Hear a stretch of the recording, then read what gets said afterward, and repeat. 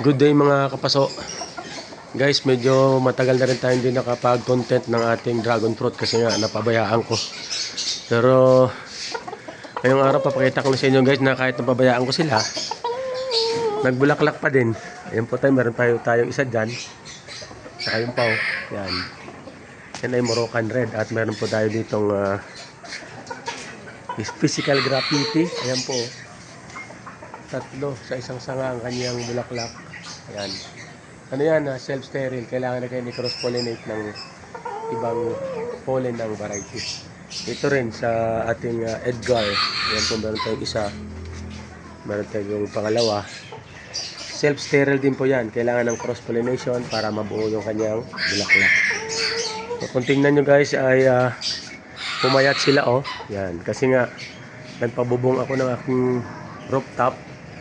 So hindi ko sila nasikaso kasi i-layout ko pa sila. So ngayon ay akala ko nga hindi na magbulaklak eh. Pati nga yung ating black dragon fruit na yung nagbulaklak oh. Self-sterile din po yan. Kailangan yan ng cross-pollination. Yan po. At maganda guys dito, medyo marami-rami dito sa ating San Ignacio at Royal Red. Ayan po oh. Yan. San Ignacio. Ito self-fertile. Isa. May dalawa siyang bulaklak dito. Yan. May dalawa siyang bulaklak. Marami yan nakaraan pero nalaglag. Ngayon tatlo na lang nabuo. Ito yung isa oh. Tapos itong ating Royal Red. Ayan po. Marami siyang bulaklak. Yan. So I'm hoping na mabuo to guys kasi malalaki na eh. Pagka ganito na kalalaki, bihira na po yung mga abort. Kasi nga oh, pa-bloom ng mga yan. Ayan guys.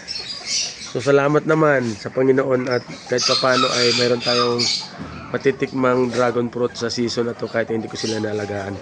Ayun lang guys. In-update ko lang kayo na mayroon pa rin tayong dragon fruit sa tagal na hindi ako nakapag-vlog. Magandang umaga po and God bless. Thank you for watching.